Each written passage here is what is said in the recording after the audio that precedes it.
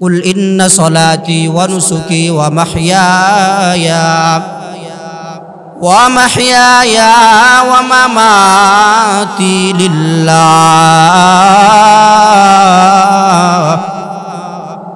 মামাতি লিল্লাহি রাব্বিল আলামিন।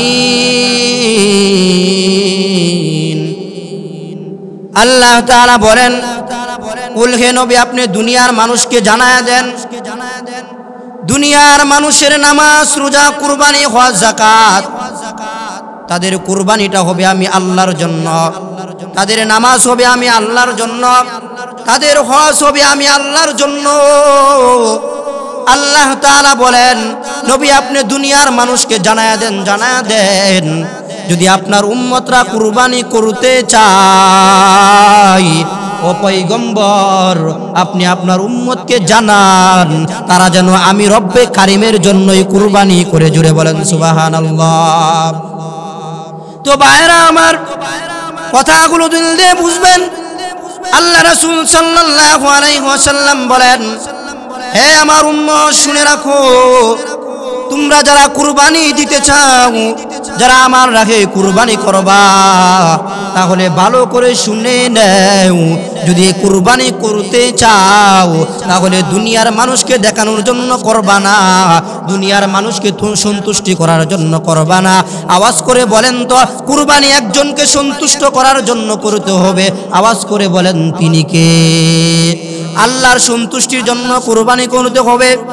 দুনিয়ার মানুষ আমাকে কি বললো এটা দেখার টাইম নাই, এটা দেখা আমার উদ্দেশ্য না।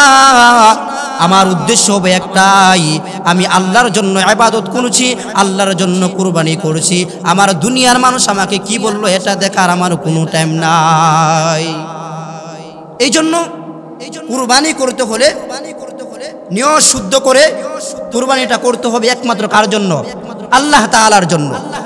এখন এই কুরবানিটা শুরু হয়েছে আল্লাহি বিইذনিহি ওয়া সিরাজাও ওয়া কমারাম মুনীরা। আম্মা বা'দু ফাআউযু বিল্লাহি মিনাশ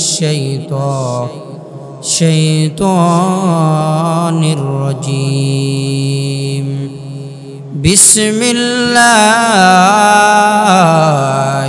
রহমানির রহিম। কুল ইন্না সলাতি ওয়া নুসুকি ওয়া মাহইয়ায়া ওয়া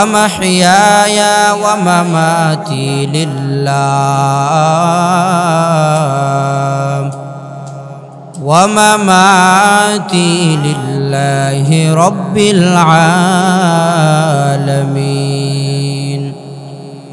وقال النبي صلى الله عليه وآله وسلم من وجد ساعة فلم يضحي فلا يقربن مصلانا، أو كما قال النبي عليه الصلاة والسلام. صدق الله المولانا العظيم. اللهم صل على روح محمد في الأرواح، وصل على جسد محمد في الأجساد، وصل على قلب محمد في القلوب، وصل على قبر محمد في القبور. সকলে পড়ি বালাগাল উলা বিকামালিহি কাশাফাদ দুজা বিজামালিহি হাসুনাত জামিউ খিসালিহি সাল্লু আলাইহি ওয়া আলিহি। मोमिन जो फिदा नक्शे कफ़े पाए नबी हो, मोमिन जो फिदा नक्शे कफ़े पाए नबी हो, ओ ज़ीर कदम आज भी आलम का खजीना, ओ ज़ीर कदम आज भी आलम का खजीना मोहम्मद की निशाना रखो भाई दिल में हमेशा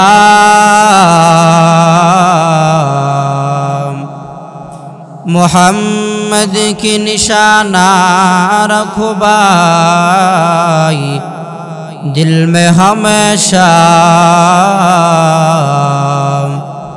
ताके शबे मुर्दे कम घूम उम्मते मुस्तफा।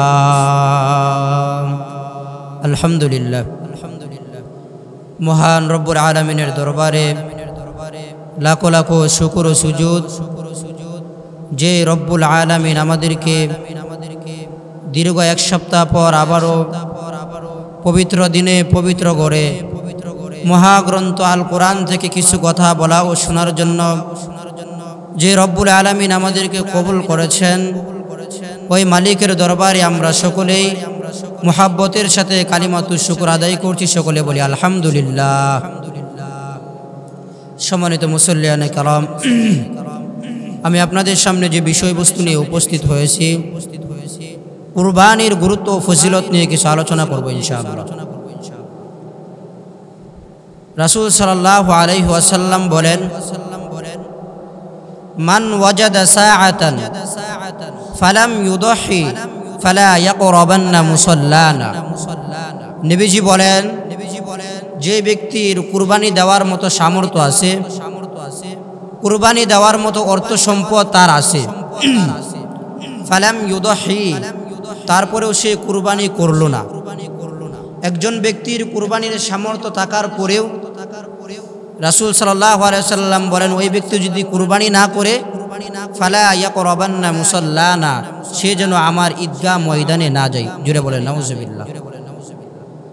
নবীজি বলেছেন, কুরবানির সামর্থ্য থাকলে কুরবানি দিতে হবে। যদি কুরবানি না দেয়, আমার ওই নাফরমান বান্দা যেন আমার ঈদগাহ ময়দানেও না যায়। কারণ নবী করিম সাল্লাল্লাহু আলাইহি ওয়াসাল্লাম বলেন, কুরবানির ঈদের দিনের মধ্যে সবচেয়ে গুরুত্বপূর্ণ আমল হলো, সবচেয়ে গুরুত্বপূর্ণ সবের কাজ হলো আল্লাহর রাস্তায় পশু জবাই করা। জুড়ে বলেন সুবহানাল্লাহ। কুরবানির দিন পশু জবাই করার চেয়ে উত্তম আমল আর কিছু হতে পারে না। এই জন্য নবী করিম সাল্লাল্লাহু আলাইহি ওয়াসাল্লাম বলেন, ঈদের দিন সবচেয়ে গুরুত্বপূর্ণ সবের কাজ হলো পশু জবাই করা। এখন এই পশু জবাই করার জন্য প্রথমে আমাদের যে কাজটা করতে হবে, প্রথমে আমাদের নিয়তকে সহি করে নিতে হবে। নিয়ত যদি সহি না হয়, মালিকের দরবারে কুরবানি গ্রহণযোগ্যতা পাবে না। আপনার মনের ভিতরে যদি এমন তামান্না থাকে, এমন আশা থাকে যে আমি কুরবানির মাংস খাবো, কুরবানির মাংস খাওয়ার উদ্দেশ্যে যদি আপনি কুরবানি দেন, নবীজি বলেন তাহলে আমার দরবারে তোমার কুরবানি কবুল হবে না। আল্লাহ বলেন এই কুরবানিটা আল্লাহর দরবারে কবুল হয় না। আল্লাহ রাসূল সাল্লাল্লাহু আলাইহি ওয়াসাল্লাম বলেন, দুনিয়ার ভিতরে তোমরা যে আমল করো, প্রত্যেকটা আমলের ক্ষেত্রে নিয়তকে খালেস করো, নিয়তকে সঠিক করো। আজকে মুসলিম উম্মার ভিতরে সেই নিয়তটা শুদ্ধ নাই। আজকে আমরা নিয়তকে অস্বীকার করি, নিয়তকে অবিশ্বাস করি না। একটা কথা বলেন, আপনাদের কাছে আমি প্রশ্ন রাখলাম, আপনি আমাদের মনের ভিতরে যা কিছু আমরা কল্পনা করি, মুখে প্রকাশ করি না, ভিতরে দিয়ে কল্পনা করি, মনে মনে যা কল্পনা করি, এটা কি আল্লাহ জানেন না? মনের যে তামান্না, মনের যে আশা আকাঙ্ক্ষা, আল্লাহ বলেন তোমার প্রকাশ্যে বলতে হবে না, তোমার মনের তামান্নাটা, তোমার মনের চাহিদাটা আমি আল্লাহ তাআলা বুঝি। জুড়ে বলেন সুবহানাল্লাহ। যেরকম ভাবে কাল কিয়ামতের ময়দানে মানুষ জান্নাতে যাবে, মুমিনদেরকে যখন জান্নাতে দিবে, জান্নাতে যাওয়ার পরে জান্নাতি বান্দা তখন আফসোস করবে, হায় হায় আমার মাথার উপর দিয়ে যে পাখিটা যাইতেছে, আমি যদি এই পাখিটা বুনা করে খাইতাম আমার কতই না ভালো লাগতো। কিন্তু সে প্রকাশ্যে বলে নাই, মনে মনে কল্পনা করতেছে, মনে মনে সে বলতেছে, প্রকাশ্যে বলে না। আল্লাহ তাআলা বলেন ওই বান্দার জন্য শুধু জবানে বলে নাই, শুধু মনে কল্পনা করেছে। আল্লাহ এই কথাটা শোনার কারণে আল্লাহ তাআলা ওই পাখিটা তার জন্য বুনা করে তার সামনে এনে দিবেন। জুড়ে বলেন সুবহানাল্লাহ।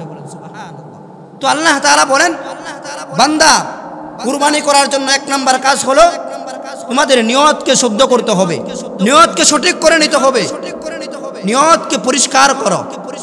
আল্লাহ তাআলা বলেন, কুল ইন্না সলাতি ওয়া নুসুকি ওয়া মাহইয়ায়া ওয়া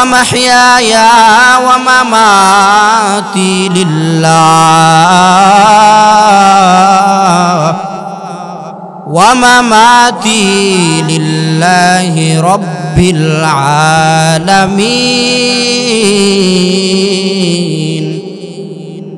আল্লাহ তাআলা বলেন, কুল হে নবী আপনি দুনিয়ার মানুষকে জানায়া দেন, দুনিয়ার মানুষের নামাজ, রোজা, কুরবানি, হজ, যাকাত, তাদের কুরবানিটা হবে আমি আল্লাহর জন্য, তাদের নামাজ হবে আমি আল্লাহর জন্য, তাদের হজ হবে আমি আল্লাহর জন্য।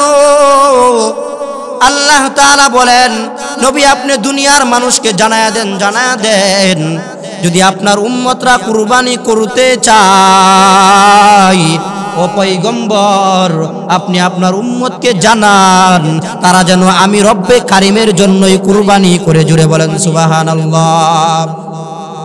তো ভাইরা আমার, কথাগুলো দিল দিয়ে বুঝবেন। আল্লাহ রাসূল সাল্লাল্লাহু আলাইহি ওয়াসাল্লাম বলেন, হে আমার উম্মত শুনে রাখো, তোমরা যারা কুরবানি দিতে চাও, যারা আমার রাহে কুরবানি করবা, তাহলে ভালো করে শুনে নাও, যদি কুরবানি করতে চাও তাহলে দুনিয়ার মানুষকে দেখানোর জন্য করবা না, দুনিয়ার মানুষকে সন্তুষ্টি করার জন্য করবা না। আওয়াজ করে বলেন তো, কুরবানি একজনকে সন্তুষ্ট করার জন্য করতে হবে। আওয়াজ করে বলেন তিনি কে? আল্লাহর সন্তুষ্টির জন্য কুরবানি করতে হবে। দুনিয়ার মানুষ আমাকে কি বললো এটা দেখার টাইম নাই, এটা দেখা আমার উদ্দেশ্য না। আমার উদ্দেশ্য হবে একটাই, আমি আল্লাহর জন্য ইবাদত করছি, আল্লাহর জন্য কুরবানি করছি। আমার দুনিয়ার মানুষ আমাকে কি বললো এটা দেখার আমার কোনো টাইম নাই। এই জন্য কুরবানি করতে হলে নিয়ত শুদ্ধ করে কুরবানিটা করতে হবে একমাত্র কার জন্য? আল্লাহ তাআলার জন্য। এখন এই কুরবানিটা শুরু হয়েছে কোথায় থেকে? পৃথিবীর শুরু লগ্ন থেকে এই কুরবানি শুরু হয়েছে। আপনি তো জানেন খালি আদম আলাইহিস সালামের সুন্নত কুরবানি দেওয়া, আপনারা তো জানেন ইব্রাহিম আলাইহিস সালামের সুন্নত কুরবানি দেওয়া, কিন্তু কুরবানিটা শুরু হয়েছে আদম পয়গম্বর থেকে। আদম পয়গম্বরের দুইজন সন্তান ছিল, হাবিল কাবিল। আদম পয়গম্বরের স্ত্রীর গর্ভে থেকে, আম্মাজান হাওয়ার গর্ভে থেকে যমজ সন্তান হতো, একটা ছেলে একটা মেয়ে। তাদের গর্ভে থেকে যমজ সন্তান হইতো। হাবিলের এবং কাবিল দুইজনের গর্ভে যখন যমজ সন্তান হলো, একটা ছেলে সন্তান একটা কন্যা সন্তান, তখন আদম পয়গম্বরের সময় শরীয়তের বিধান ছিল যে ভাইয়ের সাথে যে মেয়েটা হবে, এই মেয়েকে এই ভাই বিবাহ করতে পারবে না, অন্য ভাই বিবাহ করতে হবে। অর্থাৎ হাবিলের সাথে যে মেয়ে হয়েছে এটা কাবিল বিবাহ করবে, আর কাবিলের সাথে যে মেয়েটা হয়েছে এটা হাবিল বিবাহ করবে। এখন ঘটনাক্রমে কাবিলের সাথে যে মেয়েটা হয়েছে এটা ছিল দেখতে কালো, আর হাবিলের সাথে যে মেয়েটা হয়েছে এটা দেখতে ছিল সুন্দর। এখন আদম পয়গম্বরের সময় শরীয়তের বিধান ছিল কি, যে যার সাথে যে মেয়ে হবে এটা সে বিবাহ করতে পারবে না। এখন আদম পয়গম্বর বলল যে হাবিল তুমি কাবিলের মেয়েকে বিবাহ করো, কাবিলের সাথে যে বোনটা হয়েছে এটাকে তুমি বিবাহ করো। আর কাবিলকে বললো হাবিলের সাথে যে মেয়েটা হয়েছে এটা তুমি বিবাহ করো। এখন কাবিল এটা মানে না, আমি এই বিধান মানবো না। আমার সাথে যে মেয়েটা হয়েছে এটা তো সুন্দরী, আমি এটাকে বিবাহ করব, এটা তোমার বানানো কথা, আমি এটা মানবো না। তখন আদম আলাইহিস সালাম বললেন, যেহেতু আমার কথা মানবা না তাহলে তোমরা দুইজন মিলে কুরবানি দাও। তখন হাবিল এবং কাবিল তারা দুইজনে মিলে কুরবানি দিল। হাবিলের তার পশু পালন করতো, সে তার পশুর ভিতরে ভালো যে পশুটা সেটা গিয়ে সে পাহাড়ের উপর রেখে আসলো। আর কাবিল সে কৃষি কাজ করতো, এই কৃষি কাজের মধ্যে যে জিনিসটা ভালো ছিল এটা পাহাড়ের উপর রেখে আসলো। আগের যুগের কুরবানির নিয়ম ছিল কি, ভালো করে শুনবেন। আগের যুগের নিয়ম ছিল যার কুরবানি কবুল হয়েছে আসমান থেকে আগুন এসে তার কুরবানিকে জ্বালায়া দিত, জ্বালায়া পুরো শেষ করে দিত। আর যার কুরবানি কবুল হতো না তার কুরবানি জায়গায় থেকে যেত। তখন পরের দিন গিয়ে দেখলো যে হাবিলের কুরবানি কবুল হয়ে গেল, কাবিলের কুরবানি কবুল হয় নাই। তখন কাবিল বলতেছে না আমি এটা মানবো না। এখন কাবিল মনে মনে ভাবতেছে আল্লাহ হাবিলকে ভালোবাসে, আমার বাবাও হাবিলকে ভালোবাসে, এখন তো সে আমার সুন্দরী বোনকে বিবাহ করে ফেলবে, তাহলে আমি তোমাকে হত্যা করব। হত্যা করার সিদ্ধান্ত নিয়ে নিল। তখন ঘটনাক্রমে দেখা গেল ওখান থেকে কাবিল হিংসা শুরু করে দিল, ওখান থেকে হত্যার ঘটনাটা ঘটেছে, ওখান থেকে পৃথিবীর ভিতরে হত্যা শুরু হয়েছে। এই জন্য বলেন পৃথিবীতে যত হত্যা হবে এই হত্যার একটা ভাগ কাবিলের আমল নামায় যাবে। কারণ হত্যাটা তো শুরু হয়েছে ওই কাবিলের জামানা থেকে, ওখান থেকে আদম পয়গম্বর থেকে হত্যা শুরু হয়েছে। তখন ঘটনাক্রমে ওই কাবিলকে হত্যা করে ফেললো। এখান থেকে বোঝা যায় যে কুরবানি কবুল হওয়ার জন্য আগে আগুন খেয়ে ফেলতো। এখন যদি আমাদের সমাজে এটা হতো বা আমাদের সময় আমাদের জামানাতে এটা হতো যে পাহাড়ের উপর রেখে আসলে আমাদের কুরবানি কবুল হতো, আমি সহকারে মনে করি কারো কুরবানি কবুল হতো না। কারণ আমাদের অর্থই সমস্যা। আমাদের যে অর্থ দিয়ে কুরবানি করি সুদের টাকায় আমাদের কুরবানি হয়, ঘুষের টাকায় কুরবানি হয়। যদি ঘুষের টাকায় সুদের টাকার কুরবানি হয় বলেন তো এই কুরবানি কবুল হবে? কখনোই কবুল হতো না। কিন্তু আল্লাহ তাআলা মুহাম্মাদি উম্মতির উপর এমন একটা বিধান দিয়ে দিলেন, বান্দা তুমি কুরবানি করবা, এটা কবুল হয়েছে না হয়েছে সেটা আল্লাহ তাআলাই ভালো জানেন, কিন্তু দুস্তরা তো তুমি খাইতে পারবা, তুমি তো অপমান হবা না, লাঞ্ছিত হবা না। তাহলে এই কুরবানি করার জন্য প্রথম যে কথাটা হলো হিংসা দূরে সরাইতে হবে। হিংসা দূরে সরায়া মনের ভিতরে নিয়তকে শুদ্ধ করে আল্লাহর সন্তুষ্টির জন্য কুরবানি করতে হবে। আল্লাহ তাআলা বলেন লা ইয়ানালাল্লাহু লুহুমুহা ওয়ালা দিমাউহা ওয়ালাকিন ইয়ানালুহুত তাকওয়া মিনকুম। আল্লাহ তাআলা বলেন হে দুনিয়ার মানুষ শুনে রাখো, শুনে রাখো, লা ইয়ানালাল্লাহু লুহুমুহা ওয়ালা দিমাউহা ওয়ালাকিন ইয়ানালুহুত তাকওয়া মিনকুম। আল্লাহ তাআলা জানায়া দেন বান্দা লা ইয়ানালাল্লাহ কখনোই আমার কাছে পৌঁছে না তোমাদের গোশত, তোমাদের মাংস, তোমাদের রক্ত, এই কোনো কিছু আমি রব্বে কায়নাতের কাছে পৌঁছে না। আল্লাহ তাআলা বলেন আমার কাছে কি পৌঁছে জানো? জানো আমি আল্লাহর কাছে পৌঁছে তোমাদের কলব, তোমাদের কলব, তোমাদের কলবের ভিতরে আমি আল্লাহ আছি কিনা। জোরে বলেন সুবহানাল্লাহ। তো আল্লাহ তাআলা বলেন হে দুনিয়ার মানুষ আমি তোমাদের কলবের দিকে লক্ষ্য করি, তোমাদের কলবের দিকে আমি আল্লাহ তাকাই। তুমি কার জন্য কুরবানি করলা? আমি আল্লাহর সন্তুষ্টির জন্য কুরবানি করলা কিনা? তাকওয়া তোমার ভিতরে আছে কিনা? আমার ভয় নিয়ে তুমি কুরবানি করলা কিনা? রব্বুল আলামিন বলেন যেই বান্দা আমাকে সন্তুষ্টি করার জন্য, আমাকে সন্তুষ্টি করার জন্য কুরবানি করলো, আমি আল্লাহ তাআলাকে রাজি খুশি করার জন্য কুরবানি করলো, আমার মালিক জানায়া দেন গোলাম দুনিয়ার মধ্যে যদি আমাকে সন্তুষ্টি করার জন্য কুরবানি করো, তোমার পশুটা জবাই করার সময় যখন তোমার পশুটা জবাই করবে যদি আমাকে সন্তুষ্টি করার জন্য কুরবানি করো, পশুর রক্তটা জমিনে পড়ার আগে আমি আল্লাহ তোমাদের কুরবানিগুলোকে কবুল করে নিব। জুড়ে বলেন না সুবহানাল্লাহ। এই জন্য ভাইরা আমার রব্বুল আলামিনের সন্তুষ্টির জন্য কুরবানি করতে হবে, দুনিয়ার কোনো মানুষকে দেখানোর জন্য না রে ভাই। আমার রব্বুল আলামিন বলেন এই কুরবানিটা বড় কঠিন একটা পরীক্ষা ইব্রাহিম নবীকে করেছিলেন। ইব্রাহিম পয়গম্বর বৃদ্ধ বয়সে মালিকের কাছে বলতেছেন হে আমার মালিক আপনি আমাকে একটি সন্তান দান করেন, আপনি আমাকে একটি সন্তান দেন। কি দুঃখের বিষয় ইব্রাহিমের সন্তান জন্ম দেওয়ার মতো ক্ষমতা নাই। আল্লাহ তাআলার কাছে চাইতেছেন ও মালিক আপনি আমাকে একটি সন্তান দেন। আমার আল্লাহ কোরআনের ভিতরে জানায়া দেন ফাবাশশারনাহু বিগুলামিন হালিম। আল্লাহ তাআলা ইব্রাহিমকে জানায়া দেন ইব্রাহিম তুমি চাওয়ার মতো চাইছো, আমি আল্লাহ কবুল করে নিলাম। আল্লাহ বলেন তোমাকে আমি একটি ভালো নম্র ভদ্র সন্তানের সুসংবাদ দিয়ে দিলাম। জোরে বলেন সুবহানাল্লাহ। আল্লাহ রাব্বুল আলামিন 84 বছর বয়সে ইব্রাহিম নবীকে একটি সন্তান দান করেছিলেন।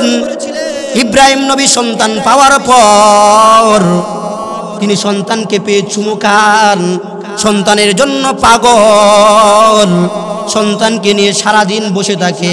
আল্লাহ বলেন আমি ইব্রাহিম নবীকে পরীক্ষা করব।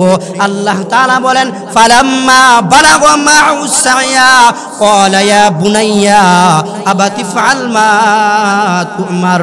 আল্লাহ তাআলা বলেন ফালাম্মা বালাগা মা'উ সা'য়া ইন্নী আরা ফিল মানাম আন্নী আযবাহুকা ফানজুর মাযা তারা। আল্লাহ তাআলা ইব্রাহিমকে স্বপ্নে দেখায়া দিলেন, ইব্রাহিম তুমি তোমার প্রিয় বস্তুটিকে আমার দরবারে আমার রাস্তায় তুমি কুরবানি করবা। জুড়ে বলেন সুবহানাল্লাহ। ইব্রাহিম পয়গম্বরকে যখন স্বপ্নে দেখাইলেন তুমি তোমার প্রিয় বস্তুটি আমার দরবারে তুমি আমার দরবারে কুরবানি করবা, তখন ইব্রাহিম পয়গম্বর ঘুম থেকে ওঠার পর তিনি ভাবতেছেন আমার প্রিয় বস্তু তো হলো আমার প্রিয় সন্তান ইসমাইল। ইসমাইলকে গিয়ে বলতেছেন বাবা আন্নি আমি স্বপ্নে দেখেছি তোমাকে কুরবানি করার জন্য, আন্নি আযবাহু ফানজুর, এখন তুমি ভেবে দেখো আল্লাহ বলেছেন কুরবানি করার জন্য তোমাকে, এখন তোমার মতামতটা কি তুমি জানাও। ইসমাইল নবী কেমন ছিলেন দেখেন রে ভাই। ইসমাইল নবী বলতেছেন বাবা নবীদের স্বপ্ন তো সত্য হয়, নবীদের স্বপ্ন তো ওহী, নবীদের স্বপ্ন কখনো মিথ্যা হতে পারে না। বাবা আল্লাহ যে হুকুম করেছেন আপনি দ্রুত হুকুমটা পালন করে নেন। আল্লাহ তাআলা বলেন ইয়া আবাতি ফা'আল মা তু'মার। ইসমাইল বলেন বাবা আপনার হুকুম আপনি পালন করেন, সাতাজিদুনি ইনশাআল্লাহ, সাতাজিদুনি ইনশাআল্লাহু মিনাস সাবিরিন। ইসমাইল ডাক দিয়ে বলে বাবা আপনি আমাকে ধৈর্যশীলদের সাথে পাবেন, আমি একজন ধৈর্যশীলের কাতারে আপনি আমাকে পাবেন। আল্লাহর নবী ইব্রাহিম ইসমাইলকে জবাই করার জন্য যখন মিনায় চলে গেলেন, যখন ইসমাইলকে জবাই করবেন ইসমাইল বলতেছেন বাবা আপনি আল্লাহর হুকুম পালন করবেন, আপনার কষ্ট হোক, আল্লাহর হুকুম পালন করার জন্য আপনার কষ্ট হোক আমি চাই না। আপনি একটা কাজ করেন আপনার চোখগুলা আপনি বেঁধে নেন, কারণ যাতে করে আপনি যখন আমাকে জবাই করবেন আমাকে জবাই করার সময় আপনার মায়া লাগতে পারে। আজকে বর্তমান যুগে যদি বলা হয় বাবা আপনার সন্তানটাকে আপনি জবাই করেন, এমন কোনো বাবা নাই তার সন্তানকে জবাই করার মতো ক্ষমতা শক্তি আছে। কিন্তু ইসমাইল বলতেছে বাবা আপনি আমাকে জবাই করবেন, আপনার চোখগুলা বেঁধে নেন যাতে করে আপনার মায়া না লাগে। যখন ইব্রাহিম পয়গম্বর চোখগুলা বেঁধে নিলেন তখন আবার বলতেছেন ইসমাইল বলেন বাবা আপনি আমার হাতগুলা বাঁধেন, আমার পাওগুলা বাঁধেন, কারণ জবাই করার সময় যেন আপনার কষ্ট না হয়। যখন ইসমাইলকে শোয়া দিল, শোয়া যখন ছুরি চালাইতেছে একবার চালাইলো দেখে জবা হয় না, ইসমাইল দাঁড়ায় গেলেন। ইব্রাহিম বলেন বাবা তুমি আবার শো, তখন আবার ছুরি চালাইলেন। আসমান থেকে জিব্রাইল আওয়াজ দিলেন আল্লাহু আকবার আল্লাহু আকবার। ইসমাইলের জবান দিয়ে বের হয়ে গেল লা ইলাহা ইল্লাল্লাহু ওয়াল্লাহু আকবার আল্লাহু আকবার ওয়ালিল্লাহিল হামদ। যখন এই শব্দটা জিব্রাইল বলে দিলেন, বলে দেওয়ার পর এই শব্দ যখন বের হয়ে গেল আল্লাহ তাআলা বলেন ও বন্ধু আমার নবী আপনি তো হলেন আমার খলিলুল্লাহ, আমি আপনাকে পরীক্ষা করেছিলাম, আপনার সন্তান জবাই দিবেন আমি এটা চাই না, আমি আপনার কাছ থেকে পরীক্ষা নেওয়ার জন্য চেয়েছি, পরীক্ষা নিয়েছিলাম, আপনি পরীক্ষায় পাশ করে গিয়েছেন। আল্লাহ তাআলা জিব্রাইলের মাধ্যমে জান্নাত থেকে একটা দুম্বা পাঠায়া ইসমাইলের পরিবর্তে ওই দুম্বাকে জবাই দিয়ে দিলেন। জুড়ে বলেন না সুবহানাল্লাহ। আজকে বর্তমান পরিস্থিতিতে যদি আমরা আমাদের সন্তানকে যদি বলা হতো জবাই করার জন্য আমরা কেউ কিন্তু পারতাম না, কিন্তু নবীরা তারা আল্লাহর হুকুমকে পালন করার জন্য সর্ব অবস্থায় তৈয়ার ছিল। তারা দুনিয়ার কারো দিকে লক্ষ্য করে নাই রে ভাই। আজকে আমরা কি করি? দুনিয়া নিয়ে ব্যস্ত, দুনিয়ার প্রতি আসক্ত হয়ে গেলাম। এই দুনিয়ার পিছনে পড়ে অজ্ঞতার মতো জাহেল মূর্খের মতো ব্যবহার করি। আজকে মুসলমান মুসলিম উম্মার উচিত ছিল ইতিহাসগুলা পড়া, নবীদের ইতিহাস পড়া, কোরআনের দিকে লক্ষ্য করা। এই জন্য আজকে আরেকটা মাসালা বলে দেই। কুরবানি করার সময় আমরা কি করি? তিনজন, আপনার দুইটা সন্তান, সেও ইনকাম করে, আপনিও ইনকাম করেন। এখন আপনারও সামর্থ্য আছে কুরবানি দেওয়ার মতো, আপনার দুই সন্তানেরও সামর্থ্য আছে কুরবানি দেওয়ার জন্য। এখন তিনজন মিলে এক কুরবানি দেন, এই কুরবানি কখনো কবুল হবে না। কারণ আপনার দুই সন্তানের সামর্থ্য আছে, দুই সন্তান কুরবানি দিতে হবে দুইজনের আলাদা আলাদা করে। আপনি বাবা, আপনার সামর্থ্য আছে, আপনারও কুরবানি দিতে হবে। এখন তিনজনের সামর্থ্য আছে, তিনজনে মিলে এক কুরবানি দিলেন, এই কুরবানি কিন্তু কবুল হবে না। তিনজনের সামর্থ্য থাকলে তিনজন মিলে কুরবানি দিতে হবে। এই জন্য আজকে আল্লাহ রব্বুল আলামিন আমাদের যাদেরকে দুনিয়ার ভিতরে পাঠাইছেন রব্বুল আলামিনের বিধিবিধান পালন করার জন্য, শরীয়তের বিধিবিধান মানার জন্য। এখন শরীয়ত বলে একটা, আমি করি আরেকটা, আল্লাহ বলে একটা, আমি করি আরেকটা। দুনিয়ার মতভেদ নিয়ে, দুনিয়ার হুকুম নিয়ে, দুনিয়ার মানুষের হুকুম নিয়ে যদি আপনি চলাফেরা করেন, তাহলে পথভ্রষ্টের দিকে যাবেন আর জাহান্নামে লিপিবদ্ধ হতে হবে। কারণ প্রত্যেকটি বিধান আল্লাহ তাআলা কোরআন এবং হাদিসের ভিতরে শরীয়তের মাধ্যমে দিয়ে দিয়েছেন। এইগুলার দিকে আমাদের লক্ষ্য করতে হবে। এই শরীয়তের বিধিবিধান মেনে, আল্লাহ তাআলার হুকুম মেনে যেন আল্লাহর দরবারে আমরা কুরবানি দিতে পারি। আল্লাহ সেই তৌফিক আমাদেরকে দান করুক, সকলে বলেন আমিন। আমি আর একটা কথা বলে শেষ করে দিচ্ছি। একটা কথা বলেন, আজকে বর্তমান সময়ে আমরা দেখি প্রত্যেকটা মসজিদের ভিতরে জুমার সময় যখন ইমাম সাহেব মসজিদের মিম্বরের উপর উঠে, তখন আমাদের জন্য কথা বলা হারাম। কথাটা ভালো করে মনে রাখবেন। যখন ইমাম সাহেব মসজিদের মিম্বরে উঠে খুতবা দেওয়ার জন্য, তখন ফালা সলাতা ওয়ালা কালামা, তখন কোনো নামাজও চলবে না, কোনো কথাও চলবে না। ভালো করে কথাটা বুঝবেন। যখন আমি খুতবা দেওয়ার জন্য মসজিদের মিম্বরে উঠবো, তখন কোনো নামাজও নাই, তখন কোনো কথাও চলবে না। কেউ যদি খুতবাকালীন অবস্থায় কোনো কথা বলে, তার নামাজ বাতিল হয়ে যাবে। কেউ যদি খুতবাকালীন অবস্থায় কেউ যদি কথা বলে, তার নামাজ বাতিল। একজন পাশে কথা বলতেছে, আপনার পাশে একজন কথা বলতেছে, আপনি কথা বলতে পারবেন না, ইশারার মাধ্যমে তাকে বলতে হবে যে চুপ করো। এভাবে আঙ্গুলের ইশারার মাধ্যমে বলতে হবে। আপনি যদি বলেন নাই তুমি কথা বলো কেন, তোমারও নামাজ বাতিল। তাহলে ইমাম সাহেব যখন খুতবা দেওয়ার জন্য মেম্বরে উঠবে, তখন কারো নামাজও নাই, কোনো কথাও চলবে না। যদি কেউ কথা বলে, তাদের নামাজগুলা কিন্তু বাতিল হয়ে যাবে। এজন্য আল্লাহ তাআলা আমাদেরকে এই মাসালার উপর আমল করার তৌফিক দান করুক, সকলে বলেন আমিন। যে কথাগুলো বললাম, আল্লাহ তাআলা আগে আমাকে এবং সবাইকে এই কথাগুলোর উপর আমল করার তৌফিক দান করুক, আমিন। ওয়া আখির দাওয়ানা আলহামদুলিল্লাহি রাব্বিল আলামিন। আসসালামু আলাইকুম ওয়া রাহমাতুল্লাহ। যারা ক্বাবলাল জুমা পড়েন না, 4 রাকাত ক্বাবলাল জুমা পড়ে নিন।